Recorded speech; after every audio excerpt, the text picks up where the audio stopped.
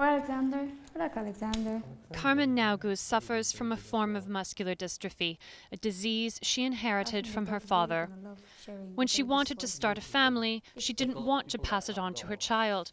So Carmen and her husband decided to have a new in vitro fertilization procedure that screens embryos for genetic and chromosomal abnormalities.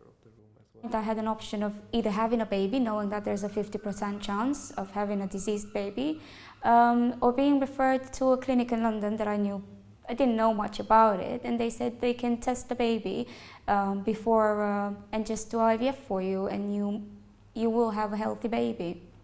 She's now 17 weeks pregnant and is expecting a boy who won't inherit muscular dystrophy. It's all thanks to karyomapping. Doctors take the DNA of parents and family members with a genetic disease. A genetic fingerprint is then created for the mutation which causes the condition. Doctors then test the couple's embryo to see if the baby is carrying the disease. An embryo free of the mutation is then used for implantation. This is where the screening begins. In this lab, they remove one cell from an embryo and they'll send it away for testing. With conventional testing, it would take anywhere from 4 to 6 months. With karyomapping, it takes just 14 days. And that shorter time period is a huge benefit to older patients when fertility is on the decline.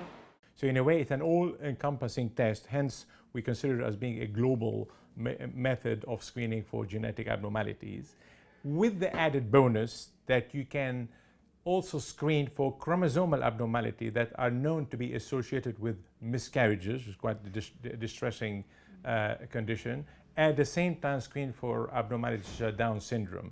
But this type of genetic testing has its critics.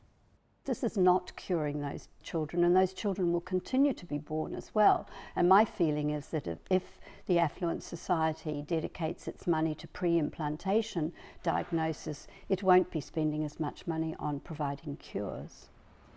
But for Carmen, she says the screening has given her peace of mind that her son will never have to struggle with a disease that's plagued her and her father. Catherine Stancl, Al Jazeera, London.